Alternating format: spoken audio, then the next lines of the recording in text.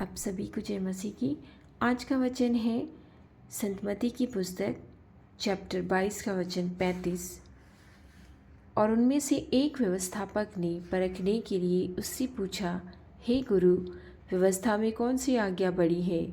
उसने उससे कहा, तू परमेश्वर अपने प्रभु से अपने सारे मन और अपने सारे प्राण और अपनी सारी बुद्धि के साथ प्रेम रख।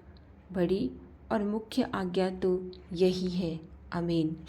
भाइयों बहनों, फरीसी और सदुकी हमेशा यीशु की परीक्षा लेने के लिए उसे नाना प्रकार के सवाल किया करते थे कि कैसे भी वो उसे फंसाए और उसे मार डाले।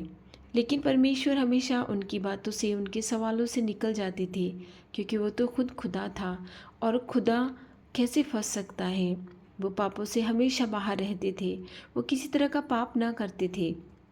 इसीलिए तो उन्होंने उससे पूछा कि सबसे बड़ी आज्ञा कौन सी है? तो उन्होंने कहा, तू परमेश्वर अपने प्रभु से, तू परमेश्वर अपने प्रभु से।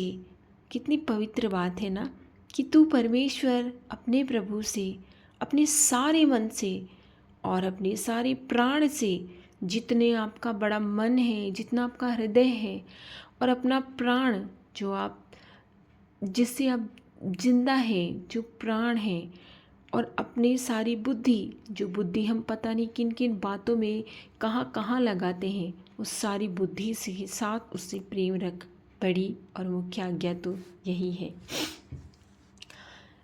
हे परमेश्वर, हे मेरे खुदा, हम ये नहीं कर सकते हैं कि हम सारी बुद्धि से, सारे मन से और सारे प्राण से तुझसे प्रेम रख सकें, क्योंकि हमारा मानव शरीर बहुत कमज़ोर है।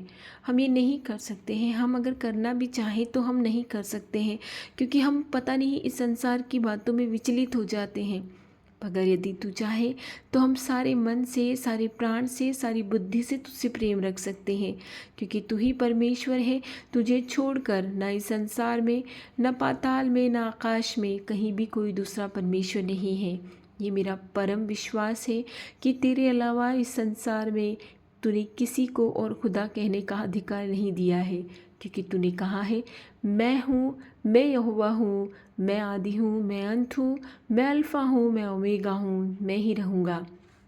मैं तुझसे प्रार्थना करती हूँ परमेश्वर इस भोर में, कि जो कोई मेरे साथ प्रार्थना कर रहा है उनकी प्रार्थनाओं को सुन प्रभु, हमारी प्रार्थनाओं को उत्तर दे प्रभु, हमारी दुहाई की ओर कान लगा परमेश्वर, कि हम सारे मन, सारे प्राण और अपनी सारी बुद्धि से तुझसे प्रेम करने पाएँ।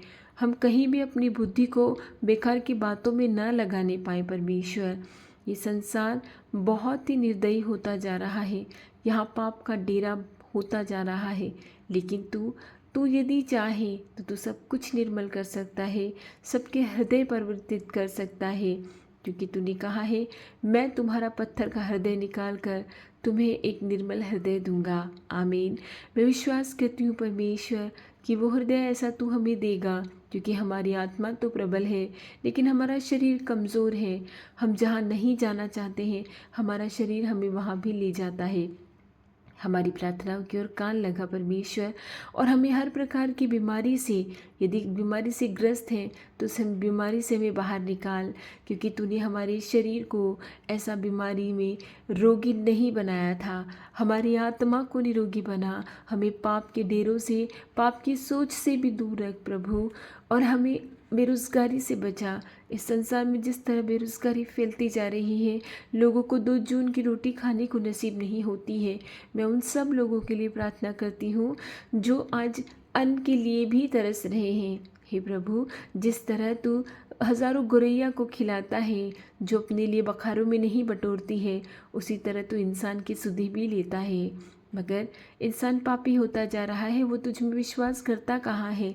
तो हमारी संतानों की ओर ध्यान दे प्रभु, जो इस समय पढ़ाई में मन नहीं लगा पा रही है। अगर तू चाहे तो तेरी आत्मा से वो पढ़ाई में मन लगा सकती है। तेरे पवित्र आत्मा का डेरा हम पर आ जाए प्रभु, तेरे पवित्र आत्मा के डेरे से हम संसार से जीत जाए परमेश्वर। ऐसी प्रार्थना मैं करती हूँ।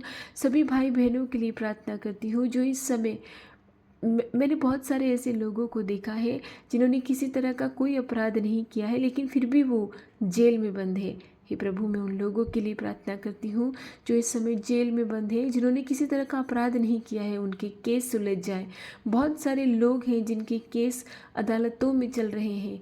हे परमेश्वर, अगर तू चाहे तो वो केस सुलझ सकते हैं। मैं चाहती हूँ कि तू चाहे हमारी प्रार्थना सुने और वो केस, जो लोग भाई बहन प्रार्थना कर रहे हैं कि उनके केस सुलझ जाए, वो सुलझ जाए परमेश्वर, वो सुलझ जाए और वो, उन्होंने अपराध नहीं किया, वो बाहर आ जाए परमेश्वर। मेरी प्रार्थनाओं को सुन प्रभु। बेरोजगारी से हमें बचा परमेश्वर, निसंतान के अपराध, निसंतान के पाप से हमें बचा परमेश्वर। ये ऐसा अभिशाप है जो शैतान की ओर आता है, लेकिन तूने तेरी संतानों को कभी बांझ न बनाया है। तूने तो उसे अपने मन से, अपने हृदय से संतान दी है। जिस तरह तूने मुझे एक पुत्र मांगने पर इतना प्यारा पुत्र दिया परमेश्वर, उसे ज्ञान बुद्धि समझ से भर प्रभु, सभी को ज्ञान बुद्धि समझ से भर परमेश्वर, क्योंकि हम सभी तेरी संतानें हैं। हमारी प्रार्थनाओं की ओर कान लगा और तेरी सबसे बड़ी आज्ञा जो है, सारे मन, सारे प्राण और सारी बुद्धि से तुझे प्रेम करने की, तो हम मरते दम तक तुझे ना छोड़े, चाहे कुछ भी हो जाए पर तुझे ना छोड़े परमेश्वर। हम तुझसे कभी दूर ना होने पाए परमेश्वर। ऐसा हमको एक एक वरदान दे दे परमेश्वर कि हम चाहे हमारी जान जाए, मगर इस संसार के डर से हम तुझे न कभी छोड़ने पाए प्रभु।